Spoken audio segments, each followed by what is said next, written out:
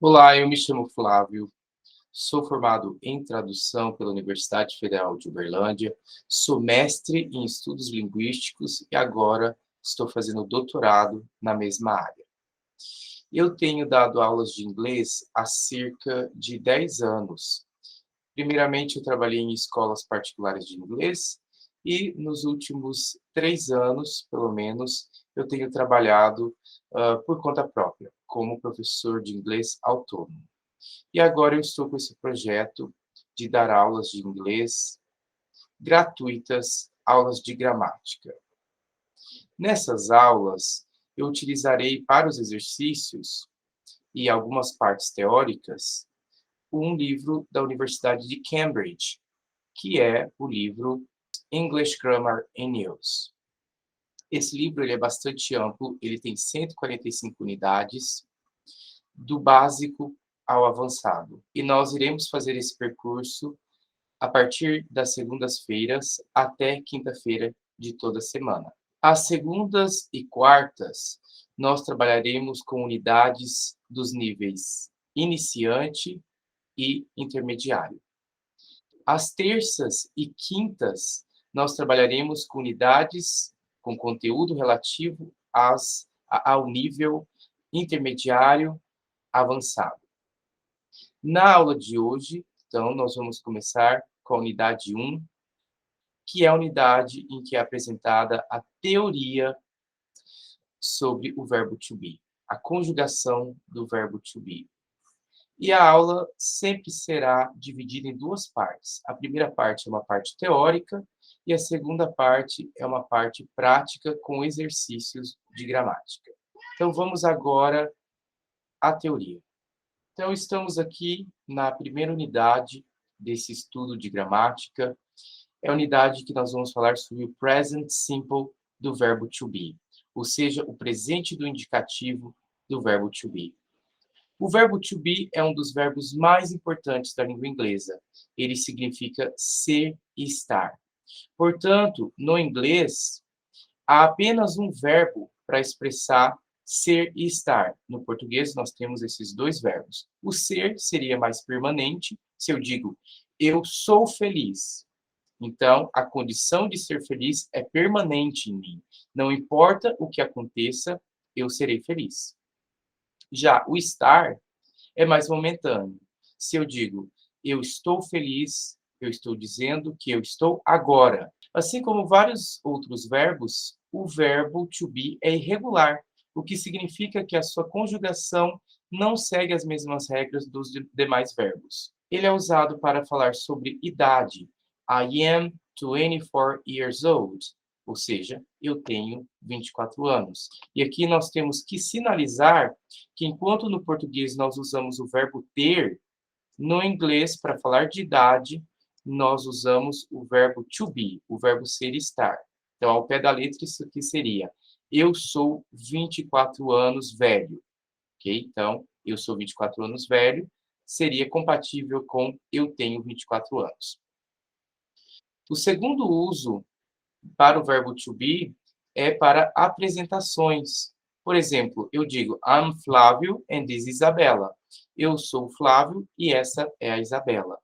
Nós também vamos utilizar o verbo to be para falar sobre a profissão de alguém.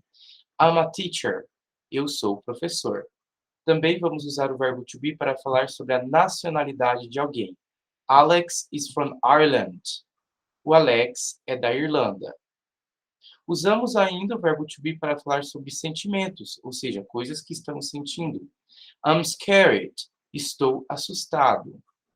Também vamos utilizar para falar sobre cores.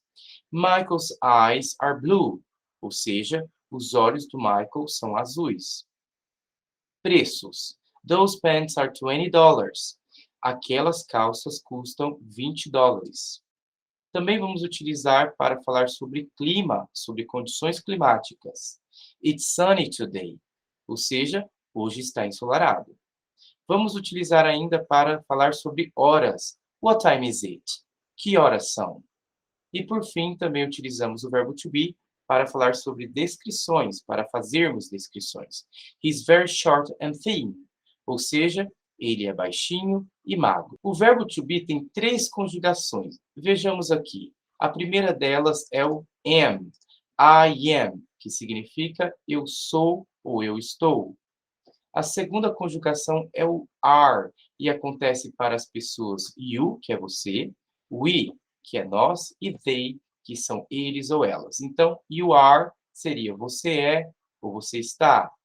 Ou ainda vocês são, vocês estão. Porque o you é tanto você quanto vocês. Como é que eu vou saber que uma pessoa está falando com uma pessoa ou mais de uma pessoa quando ela escreve you? Eu vou saber pelo contexto em que aquela frase, né, com que aquele diálogo, no contexto em que aquele diálogo acontece. We are, nós somos, nós estamos. They are, eles são, eles estão. Ou elas são, elas estão. He is, ele é ou ele está. She is, ela é ou ela está. It is, ele é ou ele está. Ou ainda, ela é, ela está. Enquanto o it é utilizado apenas para tudo aquilo que não for humano, ou seja, animais, construções, objetos, instituições, tudo que não for humano, nós utilizamos it. Já o they aqui é eles ou elas, e inclui tanto humanos quanto não humanos. Nota: quando o sujeito não é um pronome pessoal, a regra é: o is é utilizado para sujeitos no singular e o are vai ser utilizado para sujeitos no plural. Ok? Então, aqui nós temos pronomes pessoais. I é um pronome pessoal, que significa eu. You, um pronome pessoal, que é você ou vocês. Mas e quando nós não estamos falando de um pronome pessoal? Nós estamos falando, por exemplo, de um sujeito. Por exemplo, nessa frase aqui abaixo, nós estamos falando da casa. A casa que é o sujeito. Então, the house is white. A casa é branca. Já no plural, the houses, aí vai ser the houses are white. Portanto, o is é utilizado para o singular e o are para o plural. E o am só pode ser utilizado com o I. Ok, vejamos a próxima parte aqui. Confira abaixo a conjugação do verbo to be em frases afirmativas, negativas e interrogativas. Então, aqui na afirmativa, I am ou I'm significa eu sou ou estou. You are, você é ou você está. E assim por diante, como eu já havia dito no slide anterior. Agora, para você fazer a negativa, é só colocar o not após o verbo to be. Então, I am é eu sou, eu estou. Se eu quero dizer eu não sou, eu não estou, eu coloco o not, vai ficar I am not. E também tem a forma contraída que é I'm not. Com you, a mesma coisa. You are é, você está. You are not, você não está. A partir daqui, deste pronome pessoal, todos eles vão ter duas opções de contração. Ou você vai contrair o verbo to be com o sujeito, ou seja, com o pronome pessoal aqui no caso, ou você contrai o verbo to be com o not. Ok? Então, no primeiro caso seria you are not. E no segundo, you aren't. Então, é necessário prestar atenção que a pronúncia muda, a pronúncia se altera de acordo com a contração utilizada. E esse padrão de colocar o not depois do verbo to be vai seguir para todas as pessoas. Então, we are vai virar we are not. They are vira they are not. He is vira he is not. She is vira she is not. It is vira it's not. Agora, para perguntas, o que a gente faz é inverter a ordem entre verbo to be e o sujeito, verbo to be e o pronome pessoal. Então, o verbo to be passa para a primeira posição.